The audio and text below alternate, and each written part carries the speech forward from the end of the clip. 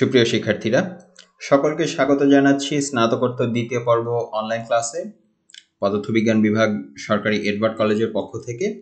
আজকে আমাদের ক্লাসটি হবে মেডিকেল ফিজিক্স, যার কোর্স কোড হচ্ছে 312709। আজকে আমরা এর সিলেবাস সম্পর্কে আলোচনা করব, কি কি অধ্যায় আছে, কি কি অধ্যায়ে কি কি বিষয়গুলি আছে, এবং একই সঙ্গে আমরা প্রথম অধ্যায় সম্পর্কে একটু সংক্ষিপ্ত ধারণা দেব। প্রিয় শিক্ষার্থীরা, প্রথমে আমরা কোর্স পরিচিতি, অর্থাৎ পুরো পাঠ্যসূচিতে পুরো সিলেবাসে কি কি অধ্যায় আছে তোমাদের এই কোর্সে সেটি দেখে নেব। আমাদের প্রথম অধ্যায় আছে ম্যাক্রোমলিকিউলের গঠন। দ্বিতীয় অধ্যায়ে আমরা জানবো নিউক্লিক অ্যাসিডের গঠন এবং ধর্মাবলী। তৃতীয় অধ্যায়ে আমরা শিখব প্রোটিনের গঠন। চতুর্থ অধ্যায়ে আছে উৎসেচকের প্রাথমিক ধারণা। পঞ্চম অধ্যায়ে কোষ আবরণী সংক্রান্ত আলোচনা। ষষ্ঠ অধ্যায়ে আমরা শিখব স্নায়ুতন্ত্রের পদার্থবিজ্ঞান। সপ্তম অধ্যায়ে আছে পেশির পদার্থবিজ্ঞান। অষ্টম অধ্যায়ে বলা হয়েছে হৃদসংবহন তন্ত্র সম্পর্কে। নবম অধ্যায়ে আছে আল্ট্রাসাউন্ড ইমেজিং। দশম অধ্যায়ে আছে এছাড়া অন্যান্য ইমেজিং পদ্ধতি। একাদশ অধ্যায়ে তোমরা শিখবে শ্রবণবিদ্যা। দ্বাদশ অধ্যায়ে তোমরা শিখবে রক্ত সংবহন তন্ত্রের পরিমাপ। ত্রয়োদশ অধ্যায়ে তোমরা শিখবে হৃদযন্ত্রের পরিমাপ। চতুর্দশ অধ্যায়ে আছে স্নায়বিক পরিমাপ। পঞ্চদশ অধ্যায়ে আছে জৈব তড়িৎ বিবর্ধক। এবং সবশেষে ষষ্ঠদশ অধ্যায়ে তোমরা শিখবে বিকিরণ এবং স্বাস্থ্য সংক্রান্ত ধারণাবলী। তাহলে প্রিয় শিক্ষার্থীরা, আমরা এখন বিভিন্ন অধ্যায়ে কি কি আছে তার একটি সংক্ষিপ্ত ধারণা দেখে নেব। আমাদের প্রথম অধ্যায়টির নাম হচ্ছে ম্যাক্রোমলিকিউলের গঠন।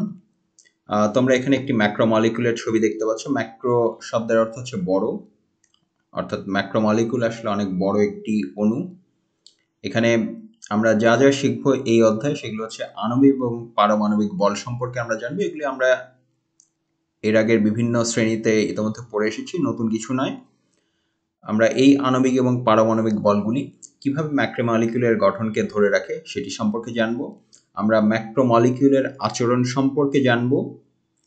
ম্যাক্রোমলিকিউলের গঠন আমরা কিভাবে নির্ণয় করে থাকি পদার্থবিজ্ঞানের বিভিন্ন পূর্বলব্ধ জ্ঞান ব্যবহার করে সেটি শিখব। এর মধ্যে যা যা রয়েছে সেটির একটি পদ্ধতি হচ্ছে এক্স রে অপবর্তন। এটিও নতুন কিছু নয়, তোমরা এক্স রে অপবর্তন পূর্বে সলিড স্টেট ফিজিক্সে পড়ে এসছো। এরপরে আমরা হচ্ছে স্পেকট্রোস্কোপি সম্পর্কে একটু পড়বো। এটিও তোমরা আসলে পূর্বে আলোকবিদ্যায় পড়ে এসছো বা অপটিক্সে পড়ে এসছো। এবং সবশেষে আমরা দেখব নিউক্লিয়ার ম্যাগনেটিক রেজোন্যান্স। এটিও আসলে তোমাদের কাছে নতুন কিছু নয়, এটি তোমরা নিউক্লিয়ার ফিজিক্সে আগে প্রতিটি তোমরা বিচ্ছিন্নভাবে পড়ে এসছো। এই কোর্সে তোমরা সবগুলোকে ম্যাক্রোমলিকিউলের গঠন নির্ণয়ের সাথে এরা কিভাবে সম্পৃক্ত, কিভাবে ব্যবহার করা যায় সেটি আবার আমরা শিখব। প্রিয় শিক্ষার্থীরা, দ্বিতীয় অধ্যায়ে তোমরা যা যা পড়বে সেটি হচ্ছে, দ্বিতীয় অধ্যায়ের শিরোনাম হচ্ছে নিউক্লিক অ্যাসিডের গঠন এবং ধর্ম। নিউক্লিক অ্যাসিড তোমরা অনেকেই নামটি তোমাদের পরিচিত। এখানে তোমরা একটি ডিএনএ এর ডাবল হেলিক্স স্ট্রাকচার দেখতে পাচ্ছ। এই অধ্যায়ে আমরা যা যা জানবো সেটা হচ্ছে ডিএনএ এবং আরএনএ সম্পর্কে জানবো, তাদের গঠন এবং ধর্ম সম্পর্কে জানবো। আমরা ভাইরাসের গঠন জানবো এবং সবশেষে খুব গুরুত্বপূর্ণ একটি অংশ, যে ডিএনএ এবং আরএনএর ক্ষেত্রে কিভাবে রেপ্লিকেশন হয়। অর্থাৎ আমরা জানি যে ডিএনএ এবং আরএনএর ভেতরে আমাদের বিভিন্ন জৈব তথ্য থাকে এবং সেটিকে প্রজন্মান্তরে আমাদের কোষগুলো বিভাজনের মাধ্যমে সেটি ছড়িয়ে যায়। সেটি কিভাবে হয় সেই পদ্ধতিটি সম্পর্কে আমরা এই অধ্যায়ে জানবো। প্রিয় শিক্ষার্থীরা, তৃতীয় অধ্যায়ে আমরা জানবো হচ্ছে প্রোটিনের গঠন সম্পর্কে। এখানে তোমরা দেখতে পাচ্ছ প্রোটিন আসলে খুব বিশাল একটি অণু। এটি বিভিন্ন রকম প্রোটিন আমাদের রয়েছে। প্রোটিনের একক হিসেবে আমরা প্রথমেই অ্যামিনো অ্যাসিড সম্পর্কে জানবো। এরপরে আমরা প্রোটিনের বিভিন্ন রকম গঠন আছে। প্রথম গঠনটি হচ্ছে প্রাইমারি গঠন, এরপরের গঠন হচ্ছে সেকেন্ডারি গঠন এবং সর্বশেষে আছে হচ্ছে টারশিয়ারি গঠন। আমরা এই বিভিন্ন গঠনগুলোর ধর্ম এবং কিছু উদাহরণ শিখব। চতুর্থ অধ্যায়ে এসে আমরা জানবো হচ্ছে উৎসেচক বা এনজাইম সম্পর্কে। এখানে উৎসেচক বা এনজাইম সংক্রান্ত বিভিন্ন গাণিতিক মডেল আছে। একটি মডেল হচ্ছে মিকেলিস মেন্টেন মডেল বা মিকেলিস মেন্টেন প্রক্রিয়া, এটি সম্পর্কে আমরা জানবো। এই মডেলটি ব্যাখ্যার জন্য একটি গাণিতিক সমীকরণ রয়েছে, সেটি আমরা প্রতিপাদন করতে শিখব এবং তার ব্যবহারটি শিখব। এরপরে আমরা হচ্ছে এমডব্লিউসি মডেল নামে আরেকটি মডেল রয়েছে এনজাইমের কার্যক্রম সংক্রান্ত, সেটি শিখব। এবং সবশেষে আমাদের একটি বিশেষ অণু, যেটি হচ্ছে হিমোগ্লোবিনের ছবি আমরা এখানে দেখতে পাচ্ছি। আমরা হচ্ছে হিমোগ্লোবিন সম্পর্কে জানবো। মেডিকেল ফিজিক্স যেহেতু পড়তে এসেছি, মেডিকেল ফিজিক্সে আমাদের হিমোগ্লোবিন রক্তের খুব গুরুত্বপূর্ণ একটি উপাদান। এটি তোমরা জানো, এটি হচ্ছে অক্সিজেন বহন করে এবং এর মাধ্যমেই আমরা আসলে সুস্থ থাকি। হিমোগ্লোবিন কিভাবে কাজ করে সেটি সম্পর্কে একটি সংক্ষিপ্ত ধারণা আমরা এই অধ্যায়ের শেষে পাব। প্রিয় শিক্ষার্থীরা, এরপরে আমরা পঞ্চম অধ্যায় কোষ আবরণী অর্থাৎ যেটি হচ্ছে জীবকোষ, সেটির যে আবরণ সেল মেমব্রেন সেটি সম্পর্কে জানব। সেখানে আমরা সেল মেমব্রেনের বিভিন্ন ধর্ম জানব।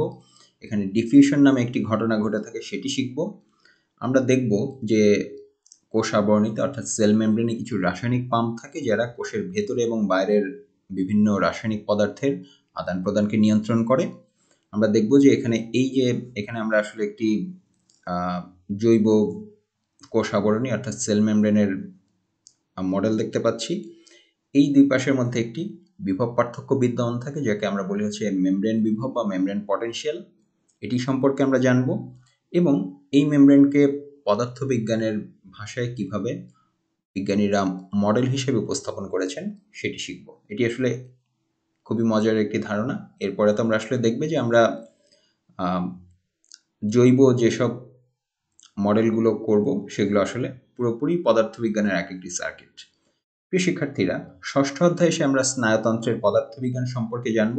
এখানে প্রথমেই আমরা যেটি শিখব সেটি হচ্ছে স্নায়ুতন্ত্রের বৈদ্যুতিক ধর্ম। এটি খুব মজার জিনিস। তোমরা এই অধ্যায়টি পড়লে জানতে পারবে যে আমরা স্নায়ুর মাধ্যমে বিভিন্ন অনুভূতির যে আদান প্রদান করি, আমরা ব্যথা পাই কিংবা আমাদের অনেক সময় কোথাও চুলকায় কিংবা কোথাও কেটে গেলে সেখানে একই সাথে রক্ত পড়ে, ব্যথা পাই, আবার সেটি এক সময়ের সাথে সাথে আমাদের দেহ সেটি মেরামতো করে ফেলে।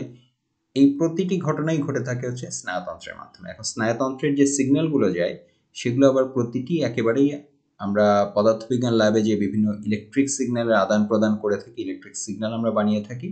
আমাদের স্নায়ুতন্ত্রটি আসলে পুরোপুরি একটি ইলেকট্রিক সার্কিট। এখন এই সংক্রান্ত বিভিন্ন বিজ্ঞানীরা তত্ত্ব দিয়েছেন, তার মধ্যে হাক্সলি হজকিন তত্ত্বটি আমরা শিখব। আমরা নিউরো ট্রান্সমিটার সম্পর্কে জানব, যেটির মাধ্যমে একটি স্নায়ু থেকে আরেক স্নায়ুতে অনুভূতিটি বা ইলেকট্রিক সিগন্যালটি যায়। আমরা হচ্ছে দর্শনানুভূতির পদার্থবিজ্ঞান অর্থাৎ আমরা কিভাবে দেখতে পাই তার পদার্থবিজ্ঞানটি শিখব এবং সেই সঙ্গে আমরা শ্রবণানুভূতির পদার্থবিজ্ঞান অর্থাৎ আমরা কিভাবে শুনতে পাই সেই সংক্রান্ত পদার্থবিজ্ঞানটি আমরা এই অধ্যায়ে শিখব। এরপরে সপ্তম অধ্যায়ে আমরা শিখব হচ্ছে পেশির পদার্থবিজ্ঞান। এখানে আমরা প্রথমেই 3 ধরনের পেশি আছে, একটি মসৃণ পেশি, একটি রেখাঙ্কিত পেশি আর একটি হচ্ছে হৃৎপেশি। এই 3 ধরনের পেশি কিভাবে কাজ করে সেটি আমরা জানব এবং এর সঙ্গে কি কি পদার্থবিজ্ঞান জড়িত আছে। একটি গুরুত্বপূর্ণ ধারণা হচ্ছে পেশির কর্মবিভব বা অ্যাকশন পটেনশিয়াল। এটি সম্পর্কে আমরা সপ্তম অধ্যায়ে শিখব। এরপরে অষ্টম অধ্যায়ে আমরা জানব হচ্ছে হৃৎসংবহন তন্ত্র সম্পর্কে। এখানে আমরা প্রথমেই যেটি শিখবো সেটি হচ্ছে প্রবাহী বলবিদ্যা। এটি খুব নতুন কিছু নয়, প্রবাহী বলবিদ্যা তোমরা এর আগেও পড়ে এসছো, একেবারে পদার্থবিজ্ঞানের প্রথম বর্ষে এটি তোমরা জেনে এসছো, আবার পুরানো জিনিস। এখানে কিভাবে কাজে লাগে সেটি আমরা দেখব। রক্ত কেন একটি অনিউটনীয় প্রবাহী পদার্থ সেটি আমরা এখানে জানব। রক্তের ম্যাগনাস প্রভাব নামে একটি ঘটনা ঘটে থাকে, সেটি কি সে সম্পর্কে আমরা জানব। রক্ত সংবহনতন্ত্র কিভাবে কাজ করে সেটির ব্যাপারে আমরা একটি সংক্ষিপ্ত ধারণা পাবো এবং সবশেষে আমরা দেখব যে হৃদযন্ত্র যে কাজটি করে সেটি পুরোপুরি পদার্থবৈজ্ঞানিকভাবে ব্যাখ্যা করা যায় এবং পুরোপুরি তার ক্ষমতাটি হিসাব করা যায়। আমরা হৃৎপিণ্ডের একটি গাণিতিক হিসাব দেখব। প্রিয় শিক্ষার্থীরা, নবম অধ্যায়ে আমরা শিখব হচ্ছে আল্ট্রাসাউন্ড ইমেজিং অর্থাৎ এখানে তোমরা ছবিতে দেখতে পাচ্ছ, এখানে একটি বাচ্চার ছবি দেখা যাচ্ছে। মজার ব্যাপার হচ্ছে এই বাচ্চাটি কিন্তু এখনো জন্মগ্রহণ করেনি।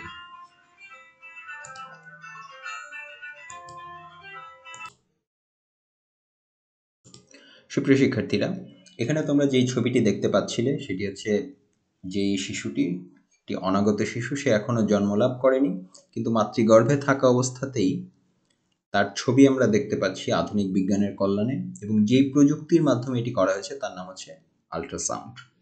তাহলে নবম অধ্যায়ে আমরা যা যা শিখব তার প্রথমেই থাকবে আল্ট্রাসাউন্ডের কি কি ধর্ম আছে, এরপরে আমরা আল্ট্রাসাউন্ড কিভাবে উৎপাদন করা হয় সেই সম্পর্কে জানব, এরপর আল্ট্রাসাউন্ড আমরা কিভাবে শনাক্ত করতে পারি সেটি সম্পর্কে জানব, এরপরে আমরা আল্ট্রাসাউন্ড ইমেজিং এর বিভিন্ন রকম স্ক্যানিং মেথড আছে, একটিকে বলা হয় এ স্ক্যান, একটিকে বি স্ক্যান আর একটিকে বলা হয় এম স্ক্যান।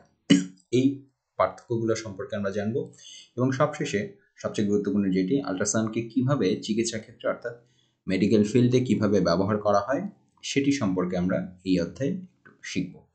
প্রিয় শিক্ষার্থীরা, এরপরে আমরা দশম অধ্যায় যেটি শিখবো সেটি হচ্ছে অন্যান্য ইমেজিং পদ্ধতি। এখানে প্রথমেই আমাদের সিলেবাসে যেটি আছে সেটি হচ্ছে রেক্টিলিনিয়ার স্ক্যানার।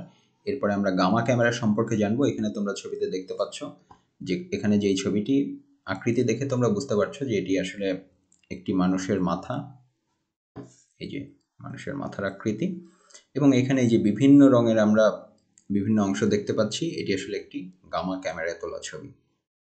এরপরে আরেকটি আছে সেটা হচ্ছে ক্যাট স্ক্যানার বা সিএটি স্ক্যানার। এবং এই যে বিভিন্ন রকম ইমেজিং এর পদ্ধতি, এগুলোকে আমরা কিভাবে চিকিৎসা বিজ্ঞানে ব্যবহার করি, কখনো কখনো এদেরকে আমাদের শরীরের ভেতরের অংশ দেখতে বা শরীরের ভেতরের কোনো টিউমার শনাক্ত করতে বা অনেক সময় হাড়ের ভেতর দেখতে এসব ইমেজিং পদ্ধতি ব্যবহার হয়ে থাকে, সেগুলো সম্পর্কে আমরা বিস্তারিত জানব। প্রিয় শিক্ষার্থীরা, এরপরে একাদশ অধ্যায়ে আমরা শিখব হচ্ছে শ্রবণবিদ্যা, অর্থাৎ আমরা কিভাবে শুনতে পাই সেই সংক্রান্ত জ্ঞান। এখানে প্রথমে আমরা জানবো যে কানের গঠনটি কীরকম। এরপরে শ্রবণ সংক্রান্ত বিভিন্ন পরিমাপ আছে, বিভিন্ন রকম রাশি রয়েছে, সেগুলি আমরা জানবো। শ্রবণ শক্তির যে সীমা সেই সম্পর্কে জানবো। এরপরে উদ্দীপিত বিভব নামে একটি রাশি আছে, সেটি কি সেটি আমরা শিখব। এবং সবশেষে আমরা শ্রবণ সহায়ক যন্ত্র বা হিয়ারিং এইড সম্পর্কে জ্ঞান লাভ করব। প্রিয় শিক্ষার্থীরা, দ্বাদশ অধ্যায়ে আমরা শিখব হচ্ছে রক্ত সংবহন তন্ত্রের পরিমাপ সংক্রান্ত। এই ছবিটি অনেকেই চেনো, এটি হচ্ছে তোমরা হয়তো দেখে থাকবে যে কোনো কারো যখন ব্লাড প্রেশার বেড়ে যায় তখন আমরা সাধারণত এটি ব্যবহার করে তার রক্তচাপটি মেপে থাকি। তোমাদের যাদের একাদশ দ্বাদশ শ্রেণীতে জীববিজ্ঞান ছিল, তোমরা সম্ভবত ব্যবহারিক ক্লাসে এটি অনেকে ব্যবহার করতেও শিখেছ। অনেকেই হয়তো এটির ব্যবহার জানো, কিন্তু এর পেছনে কি পদার্থবিজ্ঞানটি কাজ করে সেটি তোমরা অনেকে নাও জেনে থাকতে পারো, সেটি আমরা এই অধ্যায়ে শিখব। তাহলে এই অধ্যায়ে আমরা প্রথমেই যেটি জানবো সেটি হচ্ছে রক্তচাপ বলতে আমরা কি বুঝি, এরপরে রক্তের প্রবাহ কিভাবে ঘটে থাকে এবং রক্তের বেগ সংক্রান্ত জ্ঞান আমরা এখানে শিখব। এবং সবশেষে করস্টকফ শব্দ নামে একটি শব্দ আছে, এটি অনেকে যারা এর আগে রক্তচাপ মেপেছ তারা হয়তো শুনেছ। এটির সাথে রক্তচাপের কি সম্পর্ক বা এটি দ্বারা কিভাবে আমরা রক্তচাপ নির্ণয় করি সেটি আমরা এই অধ্যায়ে শিখব। এরপরে ত্রয়োদশ অধ্যায়ে আমরা শিখব হচ্ছে হৃদযন্ত্র সংক্রান্ত বিভিন্ন পরিমাপ, অর্থাৎ প্রথমেই আমরা শিখব ইসিজি অর্থাৎ ইকোকার্ডিওগ্রাম। এরপরে আমাদের বিভিন্ন ধরনের ইসিজি তল, অর্থাৎ ইসিজিকে আসলে বিভিন্নভাবে মাপা হয়। সেটি একটি উলম্ব তলে মাপা যায়, সেটি একটি অনুভূমিক তলে মাপা যায়, অবশ্যই শরীরের সাপেক্ষে। সেই তলগুলো সম্পর্কে আমরা জানব। ইনথোভেনের ত্রিভুজ বা ইনথোভেন্স ট্রায়াঙ্গেল নামে একটি ধারণা আছে, ইসিজি যখন আমরা করতে যাই তখন এটি প্রয়োজন হয়, সেটি সম্পর্কে আমরা জানব। এরপরে আমরা হচ্ছে এই যে ইসিজির মাধ্যমে কিভাবে বিভিন্ন হৃদরোগ সম্পর্কে ধারণা পাওয়া যায় সেটি আমরা শিখব। আমরা ডিফিব্রিলেটর সম্পর্কে জানব এবং পেসমেকার বা কৃত্রিম হৃদযন্ত্রের গঠন সম্পর্কে আমরা এই অধ্যায়ে শিখব। প্রিয় শিক্ষার্থীরা, এরপরে চতুর্দশ অধ্যায়ে আমরা শিখব হচ্ছে স্নায়ু সংক্রান্ত বিভিন্ন পরিমাপ। এখানে তোমরা দেখতে পাচ্ছ এখানে একটি নিউরন বা স্নায়ু কোষের ছবি দেখা যাচ্ছে। এখানে আমরা যা যা শিখবো সেটি হচ্ছে ইইজি, এরপরে আমরা জানবো হচ্ছে ইএমজি, একটি হচ্ছে আমাদের স্নায়ুর যে ইলেকট্রিক সিগন্যাল, আরেকটি হচ্ছে আমাদের বিভিন্ন পেশির যে ইলেকট্রিক সিগন্যাল সেটি। এবং এখানে আমরা স্নায়ু কোষের উদ্দীপনা সম্পর্কে জানবো। এবং সবশেষে আমরা যেটি শিখবো সেটি হচ্ছে স্নাবিক গতি পরিমাপ। এটির পরে তোমরা বুঝতে পারবে যে আমরা যে যদি আঙ্গুলে বা শরীরের কোনো প্রান্তে যে ব্যথা পাই, আমাদের কাছে মনে হয় যে আমরা হয়তো সাথে সাথেই ব্যথাটি পেলাম, আসলে এই সিগন্যালটিও আঙ্গুলের ডগা থেকে মাথা পর্যন্ত আসতে কিন্তু একটু সময় লাগে এবং এটি পুরোপুরি গাণিতিক হিসাব করে বের করা যায় বা বিভিন্ন যান্ত্রিক পদ্ধতির মাধ্যমেও এটি পরিমাপ করা যায়, সেটি সম্পর্কে আমরা এই অধ্যায়ে শিখব। প্রিয় শিক্ষার্থীরা, এরপরে আমরা যেটি শিখব পঞ্চদশ অধ্যায়ে, এখানে আছে হচ্ছে জৈব তড়িৎ বিবর্ধক। এখানে তোমরা একটি সার্কিট দেখতে পাচ্ছ, এই সার্কিটগুলোর কিছু অংশ তোমরা এর আগে ইলেকট্রনিক্সের বিভিন্ন কোর্সে পড়ে এসছো, চতুর্থ বর্ষে পড়ে এসছো।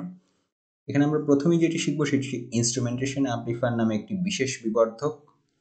এরপরে আমরা হচ্ছে সিএমআরআর অর্থাৎ কমন মোড রিজেকশন রেশিও, এই শব্দটি তোমাদের কাছে অপরিচিত নয়, তোমরা এর আগে 2 বার ইলেকট্রনিক্সের কোর্স পড়ে এসছো, সেখানে তোমরা এই শব্দটি পূর্বে শিখে এসেছো, এখানে আমরা এটি আবার নতুন করে ব্যবহার করতে শিখব। এরপরে আরেকটি অংশ আমরা এখানে শিখব যে ইসিজি সিগন্যালে বিভিন্ন রকম বাহ্যিক রাশির প্রভাব আছে, যেমন চৌম্বক ক্ষেত্রের প্রভাব আছে, তড়িৎ ক্ষেত্রের প্রভাব আছে। আমরা যে এসি সিগন্যালটি বাসাবাড়িতে ব্যবহার করি, তোমরা জানো আমরা 50 হার্টজের বা 50 হার্টজ কম্পাঙ্ক বিশিষ্ট এসি তড়িৎ ব্যবহার করে থাকি। এর একটি প্রভাব আছে। এসব প্রভাব সম্পর্কে জানবো এবং কিভাবে সেটিকে আমরা মূল ইসিজি সিগন্যাল থেকে বাদ দিতে পারি সেটি সম্পর্কে জানবো। কেন আমাদের একটি প্রাক বিবর্ধক বা একটি প্রি অ্যাম্পলিফায়ার প্রয়োজন হয় সেটি সম্পর্কে আমরা জানবো। এবং সবশেষে, যেহেতু আমরা এখানে সরাসরি রোগীর দেহ থেকে একটি ইলেকট্রিক্যাল সিগন্যাল নিচ্ছি, সেক্ষেত্রে রোগীর যেন কোনো সমস্যা না হয়, তার নিরাপত্তাটি আমরা কিভাবে নিশ্চিত করব, তার যেন শক না লাগে সেটি আমরা কিভাবে নিশ্চিত করব সে সম্পর্কে জানব। সবশেষে ষষ্ঠ-10 অধ্যায়ে এসে আমরা শিখব হচ্ছে বিকিরণের সাথে স্বাস্থ্যের যে সম্পর্কটি। এখানে আমরা রেডিও ফার্মাসিউটিক্যাল নামে একটি ধারণা পাবো। এখানে তোমরা দেখতে পাচ্ছ এটি আসলে একটি রেডিও ফার্মাসিউটিক্যাল।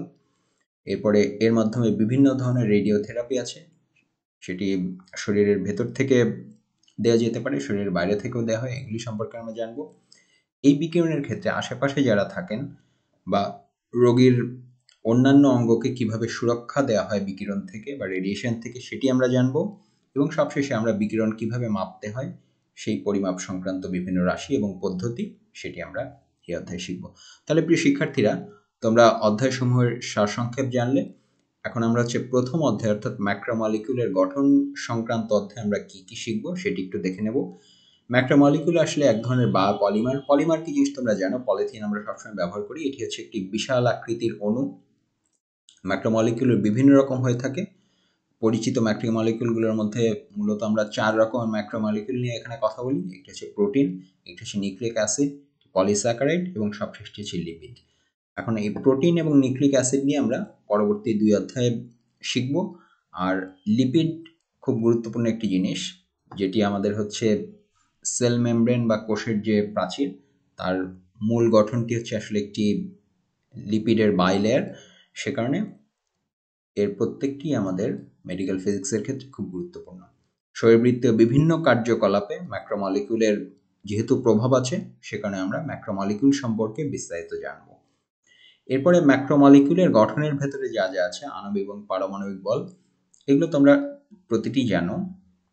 এখানে হচ্ছে ম্যাক্রোমলিকিউলে বিভিন্ন ধরনের এর সঠিক আকৃতি এবং কাঠামো বজায় রাখার জন্য এর মধ্যে বিভিন্ন ধরনের বল কাজ করে। এই বলগুলোকেই আমরা বলছি আণবিক এবং পারমাণবিক বল। এই বলকে আবার 2 ভাগে ভাগ করা হয়ে থাকে, একটি হচ্ছে সবল বল, আরেকটি হচ্ছে দুর্বল বল। আমরা প্রথমেই সবল বলগুলো একটু দেখে নেব। সবল বলগুলো কোনোটিই তোমাদের অপরিচিত নয়, তোমরা প্রতিটি অনেক আগে থেকেই পড়ে এসছো, জেনে এসছো। আমরা একটু রিভাইজ করব। সবল বলের প্রথমটি হচ্ছে আয়নিক বন্ধন বা আয়নিক বন্ড। এটি হচ্ছে একটি স্থির বৈদ্যুতিক বা ইলেকট্রোস্ট্যাটিক বল, যেটিকে হচ্ছে কুলম্ব বল দ্বারা ব্যাখ্যা করা যায়। তোমরা জানো বিভিন্ন আয়নিক যৌগে যেমন সোডিয়াম ক্লোরাইড বা সোডিয়াম আয়োডাইড ইত্যাদি বিভিন্ন আয়নিক কেলাসে যে আয়নগুলো সংযুক্ত থাকে তারা হচ্ছে আয়নিক বন্ধনের মাধ্যমে সংযুক্ত থাকে। এরপরে সবল বলটি হচ্ছে সমযোজী বন্ধন। সমযোজী বন্ধন বা কোভালেন্ট বলও তোমাদের কাছে নতুন কোনো ধারণা নয়, এটি সম্পর্কে তোমরা সবাই জানো। জটিল পরমাণুসমূহে যখন একের অধিক ইলেকট্রন যুগল অংশগ্রহণ করে, সেখানে তাদের যে বন্ধন শক্তিটি গঠিত হয়, এটি আসলে একটি প্রকৃত বন্ধন। এখানে পদার্থবিজ্ঞানের ভাষায় যদি বলি, সমযোজী বন্ধনের সাথে আসলে হাইজেনবার্গের অনিশ্চয়তা নীতির একটি সম্পর্ক আছে। সমযোজী বন্ধনের ক্ষেত্রে পরমাণু দুটি যখন পৃথক অবস্থায় থাকে, তখন কিন্তু ভরবেগের অনিশ্চয়তা যেহেতু অনেক বেশি, তাই ভরবেগের নিশ্চয়তা যেখানে অনেক কম থাকে, সেখানে এই যে এখানে যে আমাদের গতিশক্তির সাথে ভরবেগের যে সম্পর্কটি আছে, সেখান থেকে আমাদের গতিশক্তির মানটিও কিন্তু কমতে থাকে। এখন শক্তি যদি কমে যায়, তার অর্থ হচ্ছে বন্ধন শক্তিটি বৃদ্ধি পাওয়া। এখন এভাবেই আমরা হচ্ছে আসলে তোমরা সমযোজী বন্ধন বা যে কোনো বন্ধনের ক্ষেত্রে জানো, বিশ্বে বা প্রকৃতিতে যে কোনো বল সংক্রান্ত বা শক্তি সংক্রান্ত সিস্টেমে যে কোনো সিস্টেম সবসময় চেষ্টা করে ন্যূনতম শক্তি অবস্থানে থাকতে। অর্থাৎ এখানে হাইজেনবার্গের অনিশ্চয়তা নীতি, যেটি আমরা মূলত কোয়ান্টাম মেকানিক্সে পড়ে এসেছিলাম, সেটি থেকেই কিন্তু আমরা একটি ধারণা পাচ্ছি যে শক্তি এখানে যদি ভরবেগের অনিশ্চয়তা যদি বেশি হতে হয়, সেক্ষেত্রে ভরবেগের মান বা নিশ্চয়তা অনেক কমতে হবে। এবং সেটি যদি কম হয়, তার অর্থ গতিশক্তিটি অনেক কমে যাবে। আর গতিশক্তি কমে যাওয়ার অর্থ হচ্ছে কিন্তু বন্ধন শক্তিটি বৃদ্ধি পাওয়া। তার অর্থ পরমাণুগুলো ছোটাছুটি করবে না এক জায়গায়, আবদ্ধ হয়ে থাকবে। এভাবে পরমাণুসমূহ হচ্ছে পরস্পর আবদ্ধ থাকে এবং একটি নির্দিষ্ট দূরত্বে থেকে ইলেকট্রন শেয়ার করে পরস্পরের সাথে একজনের ইলেকট্রন উভয় বা একাধিক পরমাণুর যে শেলে যখন চলাচল করে সেই অংশগ্রহণের মাধ্যমে একটি বন্ধনের সৃষ্টি হয়। একে আমরা বলি সমযোজী বন্ধন। আরেকটি সবল বল রয়েছে, সেটি হচ্ছে ধাতব বন্ধন বা মেটালিক বন্ড। এটিও একটি শক্তিশালী এবং আকর্ষণধর্মী বল এবং এখানে শুধুমাত্র যোজন ইলেকট্রন এবং ধাতব আয়নের মধ্যেই ক্রিয়া করে। বহু সংখ্যক ধনাত্মক আয়নের ক্ষেত্রে এই ইলেকট্রন বিচ্ছিন্ন রূপে থাকে এবং এর কারণে এই যে ইলেকট্রনগুলো যে আমরা বলে থাকি যে একটি ইলেকট্রন সাগরে ধাতব অণুর কাঠামোগুলো নিমজ্জিত থাকে, এর কারণে আবার ধাতব পদার্থের কিছু বিশেষ ধর্ম আমরা দেখতে পাই। এই ধাতব বন্ধনের কারণেই ধাতুগুলো দৃঢ় হয়, নমনীয় হয়, উজ্জ্বল হয় এবং তাপ এবং বিদ্যুৎ পরিবহনেও এরা একটি গুরুত্বপূর্ণ ভূমিকা রাখে।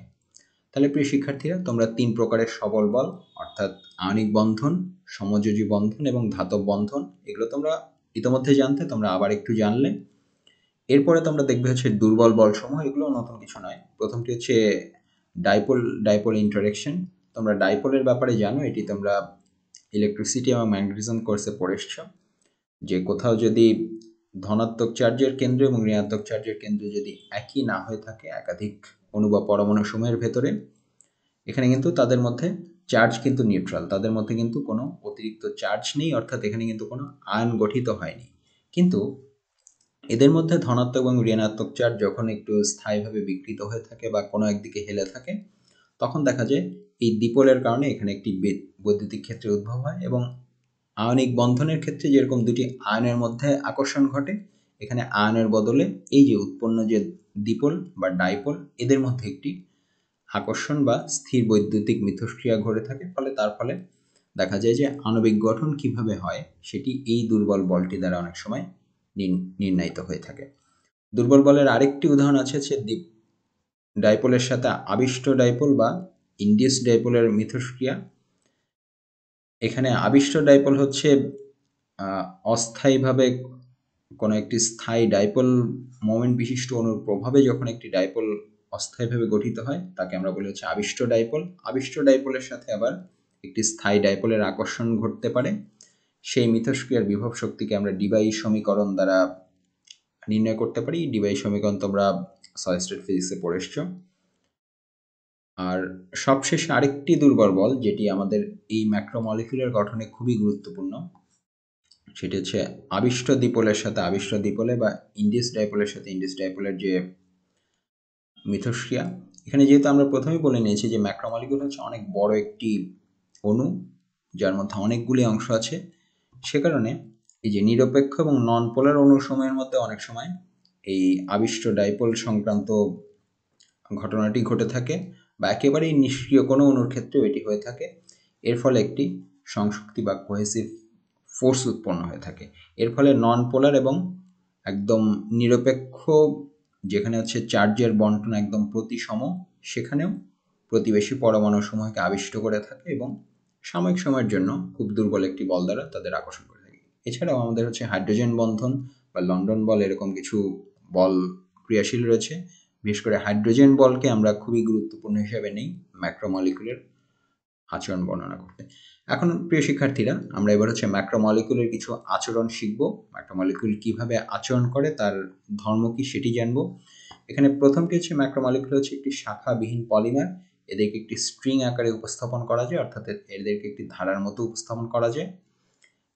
এটা হচ্ছে একটি রৈখিক পলিমার হতে পারে যেখানে মনোমারগুলি চেইন আকারে সজ্জিত থাকে, তবে সবগুলি আবার চেইন আকারে সজ্জিত থাকে না। যেমন লিপিড হচ্ছে মনোমারের মতো ঠিক চেইন আকারে সজ্জিত থাকে না। মনোমারটি যখন চেইনের সাপেক্ষে ঘুরতে পারে, সেখানে আবার তারা বিভিন্ন রকম আকার ধারণ করে থাকে। এগুলি আমরা দ্বিতীয় এবং তৃতীয় অধ্যায়ে আরও বিস্তারিত করব। যেমন আমরা যে ডিএনএ হেলিক্সের কথা জানি, ডিএনএ হেলিক্সে আসলে মূল একটি স্ট্রাকচার রয়েছে, যেটি আবার ঘুরতে ঘুরতে একটি হেলিক্স বা একটি ঘূর্ণায়মান রূপ ধারণ করে, যেটি আমাদের পরিচিত ডিএনএ স্ট্রাকচার নামে আমরা চিনি। কিছু কিছু ক্ষেত্রে কোনো ম্যাক্রোমলিকিউল হচ্ছে হাইড্রোফিলিক এবং হাইড্রোফোবিক ধর্ম প্রদর্শন করে। যেমন এখানে উদাহরণটি হচ্ছে লিপিডের। হাইড্রোফিলিক মানে হচ্ছে যেটি পানি জাতীয় পদার্থকে আকর্ষণ করে, আর হাইড্রোফোবিক অর্থ হচ্ছে যেটি পানিকে বিকর্ষণ করে। তাহলে কিছু কিছু অংশ আছে যার দুই অংশ হচ্ছে দুই রকম।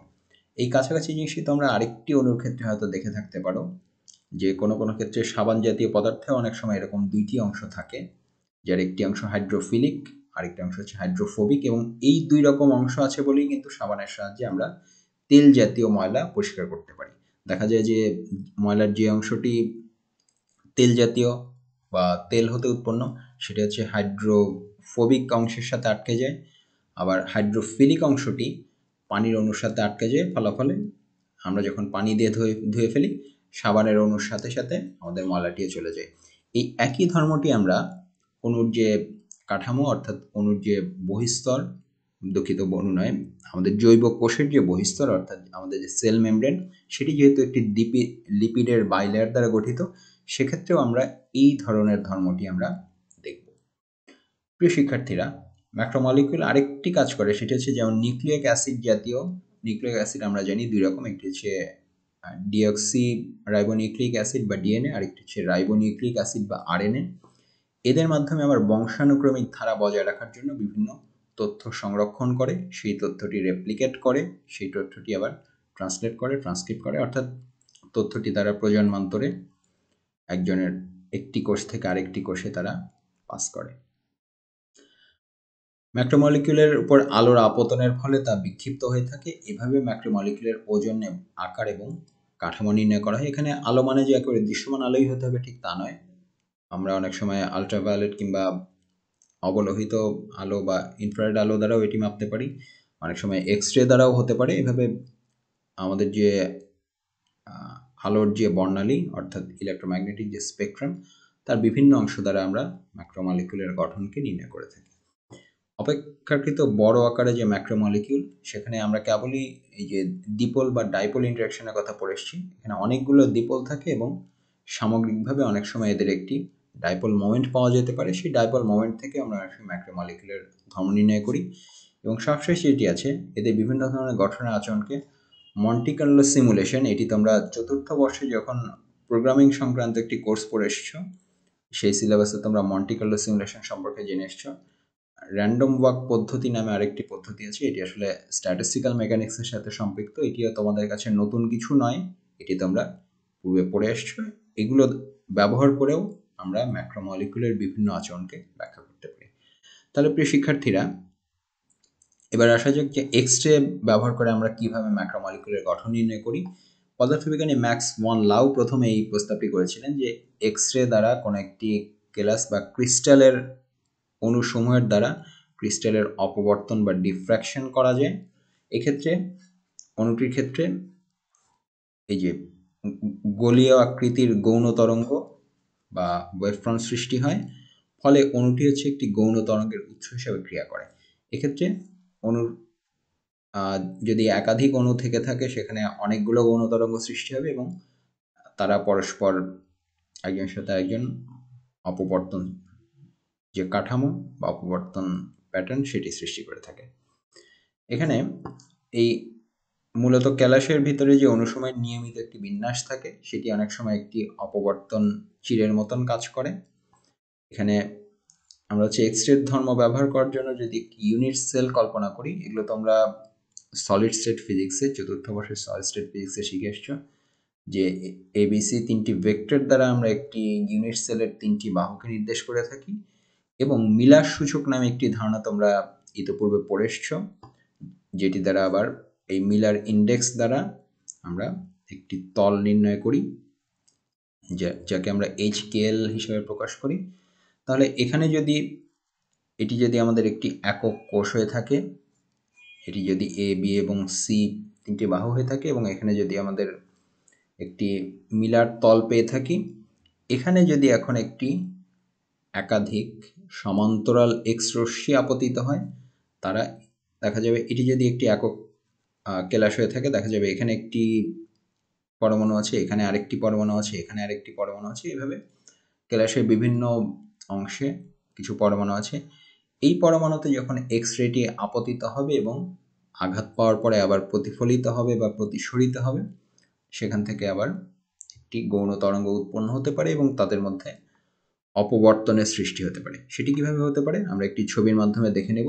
এই যে এখানে আছে পরমাণুর বিভিন্ন তল রয়েছে এবং এই যে আমাদের যে একটু আগে আমরা যে HKL তলের কথা বলেছিলাম, এটি হচ্ছে এখন সেই তল এবং এই যে এখানে হচ্ছে 1 নাম্বার এবং 2 নাম্বার দ্বারা চিহ্নিত দুইটি এক্স রশ্মি এসে প্রতিফলিত এখানে আপতিত হলো এবং তারা হচ্ছে এই পরমাণুতে আঘাত করে আবার এই থিটা কোণে আপতিত হয়, আবার থিটা কোণেই 1 প্রাইম এবং 2 প্রাইম এই দিক বরাবর তারা সরে গেল। তাহলে এখানে যদি এই কোণটি যদি থিটা হয়, এখন এই কোণটিও আবার অর্থাৎ অভিলম্বের সাথে এরা যে কোণটি উৎপন্ন করলো সেটিও থিটা। তাহলে এই যে এদের এই যে পথ পার্থক্য যেটি এই এই পরমাণুর থেকে একটি পরমাণু থেকে আরেকটি পরমাণুর যে দূরত্ব, এই দূরত্বটিকে যদি আমরা ডি দ্বারা প্রকাশ করি তাহলে এদের যে পথ পার্থক্য তাকে আমরা এই ত্রিভুজ থেকে বলতে পারি হচ্ছে ডি সাইন থিটা। এই জিনিসটি তোমরা ইতিপূর্বে ব্যতিচার সংক্রান্ত তোমরা যখন আলোকবিদ্যায় পড়ে এসছো তখন তোমরা ব্র্যাগের শর্ত পড়ে এসেছো, যে ব্র্যাগের শর্ত হচ্ছে 2d সাইন থিটা। অর্থাৎ এখানে হচ্ছে ব্যতিচার ঘটতে হলে আমাদের যে শর্তটি লাগবে, অর্থাৎ যেটিকে আমরা ব্র্যাগের শর্ত নামে চিনি, সেটি হচ্ছে 2d সাইন থিটা সমান সমান অবশ্যই n ল্যামডা হতে হবে, যেখানে n হচ্ছে একটি পূর্ণ সংখ্যা বা ভগ্নাংশ। তাহলে এই n এর মান অনুসারে আমাদের এখানে বিভিন্ন রকমের অপবর্তন প্যাটার্ন যেটি বা ব্যতিচার ঝালর যেটি সেটি সৃষ্টি হতে পারে, সেটি দ্বারা আমরা গাণিতিক হিসাব করে এই অণুগুলোর অর্থাৎ আমরা যে ডি এর মানটি নির্ণয় করতে পারবো। তাহলে প্রিয় শিক্ষার্থীরা, এই যে এখানে আছে আমাদের এই সংক্রান্ত যন্ত্রটির একটি পূর্ণ ছবি তোমরা দেখতে পাচ্ছ, যেখানে এন হচ্ছে অপবর্তনের ক্রম আর ডি হচ্ছে সন্নিহিত তলগুলির মধ্যবর্তী দূরত্ব। তাহলে এক্স রে অপবর্তন দ্বারা আমরা যেটি করি যে একটি একক সেলে অর্থাৎ একটি একক কেলাসে একক ক্রিস্টালে ইলেকট্রন কিভাবে সজ্জিত আছে এবং সেটির সাথে এই যে অপবর্তিত যে আলো অর্থাৎ এই যে এখানে আলো যে ছিটকে যাচ্ছে কেলাস থেকে, এই তীব্রতার পরিবর্তনটি আমরা এখানে মেপে দেখি। তাহলে এখানে দেখতে পাচ্ছ যে এখানে আছে এটি আমাদের আলোর উৎস অর্থাৎ এক্স রের উৎস।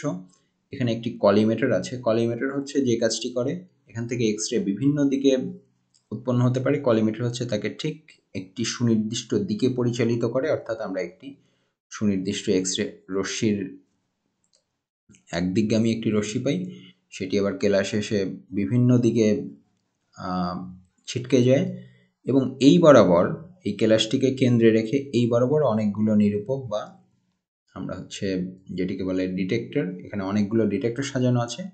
যেখানেই এক্স রেটি এসে পড়ুক না কেন, অর্থাৎ যে এই বিক্ষিপ্ত এক্স রেটি সেটি এই নিরূপকে বা ডিটেক্টরে ধরা পড়বে এবং তারপরে আমরা প্রয়োজনীয় গাণিতিক হিসাবের মাধ্যমে যে আমরা হচ্ছে এই থিটা কোণটি বের করতে পারবো যে কোন ডিটেক্টরে ধরা পড়েছে, সেটি জানলেই আমরা টের পেয়ে যাব যে কত ডিগ্রি কোণে এটি বিক্ষিপ্ত হয়েছে।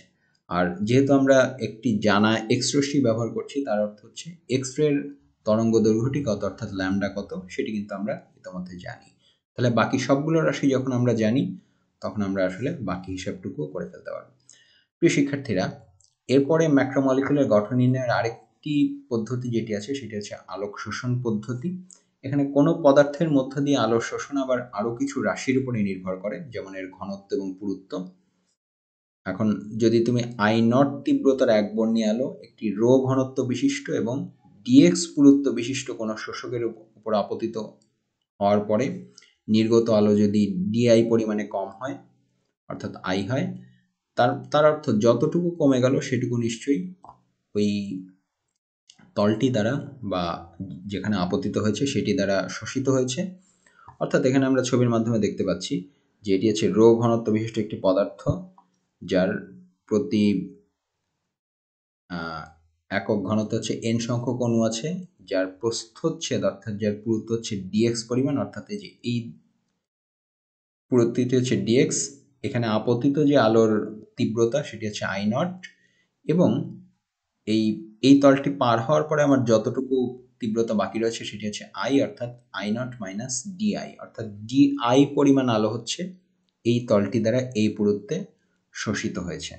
ঠিক আছে, তাহলে আমরা যদি এবার একটু গাণিতিক হিসাব করি, আমরা যদি এখানে আপতিত আলোর সাপেক্ষে শোষিত আলোর যে তীব্রতার যে অনুপাত সেটি হবে হচ্ছে এই যে এটি হচ্ছে আপতিত আলোর পরিমাণ আর এটি হচ্ছে শোষিত আলোর পরিমাণ। এখানে যেহেতু ব্যাপারটি কমে যাচ্ছে, এই পরিমাণ আলো যেহেতু শোষিত হচ্ছে, সে কারণে এখানে আমরা একটি মাইনাস চিহ্ন ব্যবহার করেছি। অর্থাৎ আই নটের মধ্যে ডিআই পরিমাণ আলোর তীব্রতা হচ্ছে শোষিত হয়েছে। এখন এই জিনিসটি আবার আরও বিভিন্ন জিনিসের উপর নির্ভর করে। এটি হচ্ছে এক্স এর সাথে সমানুপাতিক, ঘনত্বের সাথে সমানুপাতিক এবং এন এর সাথে সমানুপাতিক। তাহলে এখন এখানে এন হচ্ছে আমরা দেখে এসেছিলাম, এন হচ্ছে প্রতি ঘন সেন্টিমিটার অণুর সংখ্যা, অর্থাৎ ঘনত্ব যদি বেশি হয় বা কম হয় সেক্ষেত্রে আমাদের এই আলোর শোষণটিও বাড়বে বা কমবে।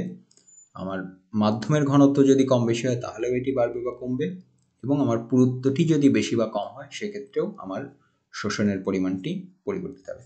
তাহলে আমরা এখন এই যে সমীকরণটি পেলাম, একে যদি আমরা উভয় পক্ষে সমাকলন করি, আমরা বাম পক্ষে যেটি পাচ্ছি, বাম পক্ষে আমাদের সমাকলনটি হচ্ছে যেহেতু আই এর উপরে, সেখানে আমরা বলবো যে আমাদের শুরু হবে হচ্ছে আই নট থেকে, শেষ হবে হচ্ছে আইতে গিয়ে, অর্থাৎ এটি হচ্ছে আমাদের আদি অবস্থান আর এটি হচ্ছে আমাদের শেষ অবস্থান, অর্থাৎ এটি হচ্ছে শোষণ পরবর্তী অবস্থা। একইভাবে এই ঘটনাটি ডান পক্ষের ক্ষেত্রে কি হবে? ডান পক্ষের ক্ষেত্রে ঘটনাটি হবে 0 থেকে শুরু করে x পর্যন্ত, কারণ এই যে আমরা যে dx পরিমাণ পুরুত্ব বলেছিলাম, এটি যদি আমরা বলি যে x পুরুত্বের সাধারণভাবে একটি অংশ আছে, সেক্ষেত্রে আমাদের এইখানে ইন্টিগ্রেশনটির লিমিট হবে 0 থেকে x পর্যন্ত। ঠিক আছে? তাহলে এখন যদি আমরা ইন্টিগ্রেশনটি সম্পন্ন করি, এখানে আমরা যেটি পাবো সেটি হচ্ছে, তোমরা জানো যে 1/x কে ইন্টিগ্রেশন করলে আমরা হচ্ছে স্বাভাবিক লগ পাই, অর্থাৎ এই যে লগ, এবং এই ডান পাশে যেহেতু আর কিছু নেই, এন এবং রো কোনো একটি নির্দিষ্ট ক্ষেত্রে ধ্রুব রাশি, সেক্ষেত্রে আমরা এখানে সরাসরি আসলে dx কে ইন্টিগ্রেশন করে x পাবো। তাহলে বাম পক্ষে আমরা যেটি পাচ্ছি ln i minus ln i not, আমরা যে এই মানটি বসিয়ে দিয়েছি, সীমার মানটি, এবং এখানে আমরা হচ্ছে x এর মানটি বসিয়ে দিচ্ছি যে 0 থেকে x, 0 এর জন্য 0, x এর জন্য x, তাহলে এটি হলো মাইনাস এন রো এক্স। তাহলে প্রিয় শিক্ষার্থীরা, আমরা যদি হিসাবটি আরেকটু এগিয়ে নেই, আমরা এখন দেখব যে তাহলে এই যে এই পর্যন্ত আমরা পেয়েছিলাম আগের অংশে, তাহলে এখানে এই যে বাম পক্ষে যেহেতু লন আছে, আমরা জানি যে লগের ক্ষেত্রে আমরা যখন লগ এ থেকে লগ বি কে বিয়োগ করি, সেটিকে গাণিতিকভাবে তোমরা বীজগণিতে এটি পড়ে এসছো, ষষ্ঠ শ্রেণীর বীজগণিতে, যে এটিকে লেখা যায় হচ্ছে ln I divided by I naught হিসাবে।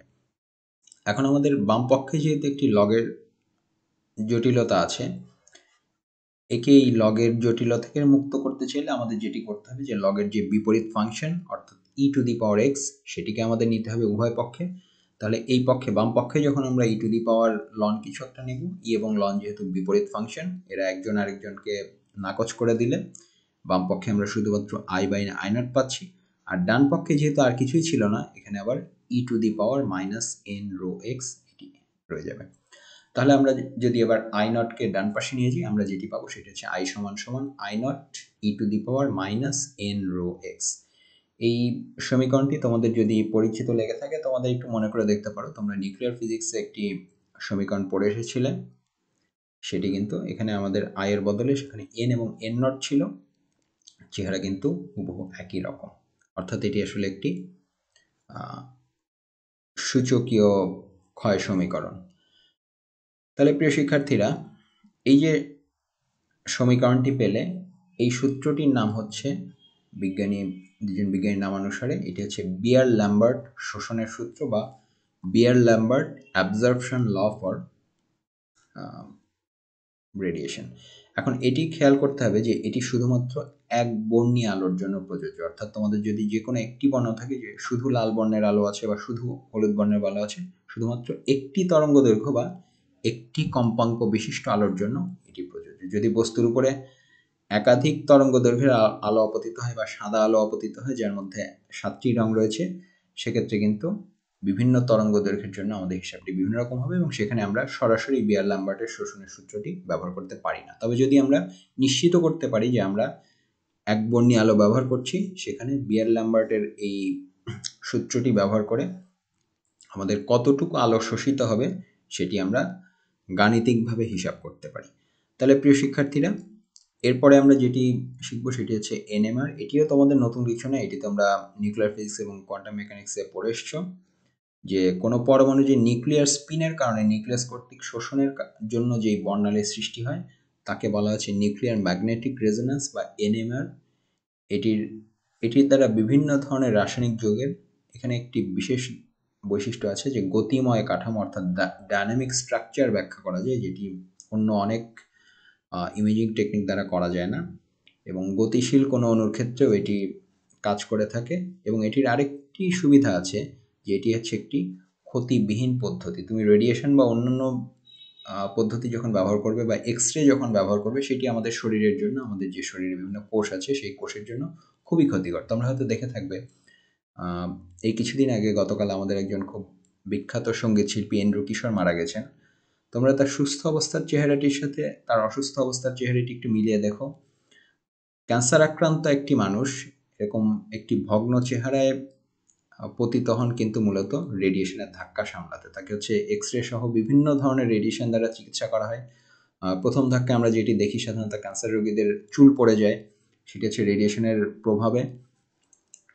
এই ক্ষতিগুলো থেকে আমাদের এনএমআর বা নিউক্লিয়ার ম্যাগনেটিক রেজোন্যান্সে এরকম কোনো পার্শ্ব প্রতিক্রিয়া নেই। সে কারণে বিভিন্ন জৈব অণুর গঠন, বিশেষ করে যখন আমরা সরাসরি আমাদের শরীরের একটি অংশের গঠন নির্ণয় করতে চাইছি বা ভেতরের ছবি তুলতে চাইছি, সেজন্য এনএমআর খুব ভালো একটি পদ্ধতি, যদি এটি অত্যন্ত ব্যয়বহুল। তাহলে প্রিয় শিক্ষার্থীরা, এই যে এখানে তোমরা দেখতে পাচ্ছ যে ম্যাক্রোমলিকুলের গঠন নির্ণয়ের জন্য এনএমআর ব্যবহার করে একটি গ্রাফ এখানে দেখা যাচ্ছে, যে বিভিন্ন রকম শোষণ। এখানে হচ্ছে একটি ইথানলের বিভিন্ন রকমের অংশ আছে, একটি হচ্ছে ওএইচ মূলকের জন্য এই পিকটি পাওয়া যায়, ইথাইল মূলকের জন্য এই পিকটি পাওয়া যায়, এবং মিথাইল মূলকের জন্য আবার এই পিকটি পাওয়া যায়। এখান থেকে আমরা এরকম বিভিন্ন পরিচিত গ্রাফের সাথে তুলনা করে আমরা আন্দাজ করতে পারি যে এই ম্যাক্রোমলিকুলটিতে কি কি অংশ রয়েছে। তাহলে প্রিয় শিক্ষার্থীরা, এখানে আবার এনএমআরকে ব্যবহার করে আরেকটি বিশেষ পদ্ধতি কাজে লাগানো হয়, সেটি হচ্ছে ম্যাগনেটিক রেজোন্যান্স ইমেজিং বা এমআরআই, যেখানে একটি নির্দিষ্ট দিকে ধ্রুবমানের চৌম্বক ক্ষেত্রের গ্রেডিয়েন্ট প্রয়োগ করা হয়। অর্থাৎ চৌম্বক ক্ষেত্রটি এখানে সবখানে একই রকম থাকে না, আস্তে আস্তে তোমরা ভেক্টরের গ্রেডিয়েন্ট সম্পর্কে জেনে এসছো, যে সেখানে হচ্ছে কোনো একটি দিক বরাবর সদিক পরিবর্তন। এখানে হচ্ছে কোনো একটি দিক বরাবর চৌম্বক ক্ষেত্রটি হ্রাস বা বৃদ্ধি করা হয়, এবং এই যে চৌম্বক ক্ষেত্রের দিক বরাবরের শক্তিটি রৈখিকভাবে পরিবর্তিত হয়।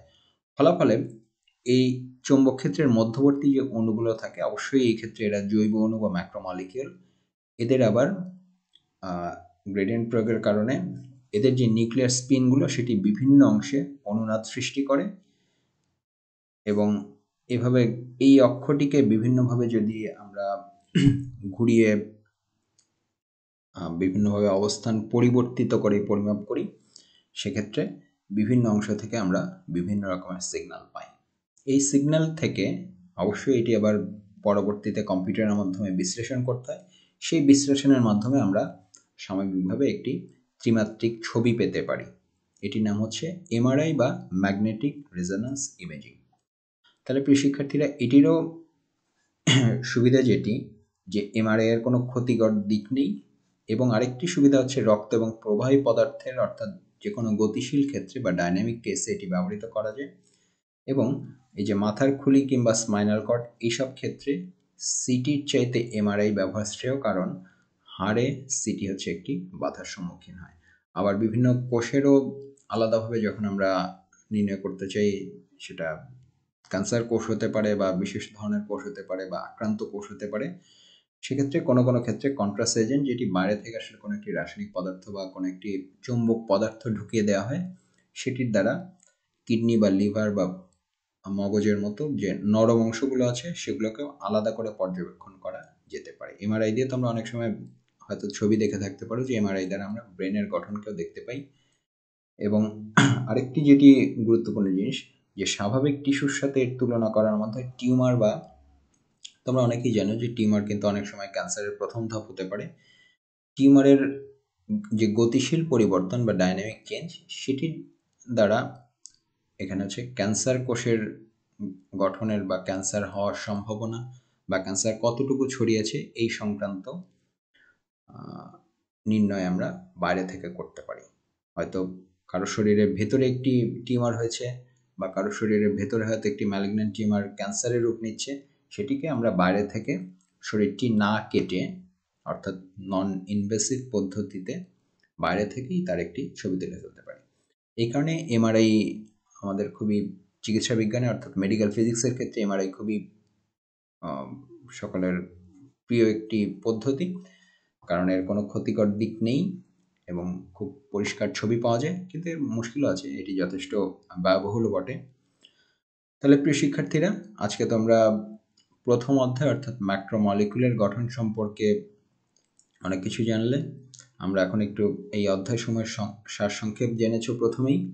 এরপরে তোমরা হচ্ছে এই অধ্যায়ের মধ্যে আণবিক এবং পারমাণবিক বল বিভিন্ন রকম, অর্থাৎ তোমরা হচ্ছে যে আণবিক বন্ধন, সমযোজী বন্ধন এবং ধাতব বন্ধন যেটি হচ্ছে সবল বল, এছাড়াও তোমরা হচ্ছে বিভিন্ন ধরনের দুর্বল বল যেরকম ডাইপোল ইন্টারাকশন ইত্যাদি সম্পর্কে জেনেছো।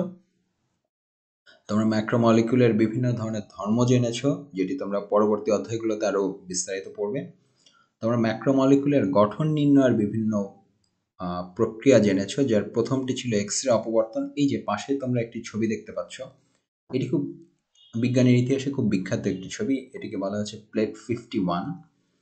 এখানে তোমরা হয়তো ছবি দেখে অনেক আন্দাজ করতে পারছো, এটি হচ্ছে মানুষের তোলা প্রথম ডিএনএর ছবি। এটি বিজ্ঞানী রোজালিন্ড ফ্র্যাঙ্কলিন এটি নির্ণয় করেছিলেন, এবং যেই পদ্ধতির মাধ্যমে এই যে তোমরা এখানে একটি এই যে দাগ দাগ দেখতে পাচ্ছ, এটি আসলে এক্স রে অপবর্তনের ফলাফল।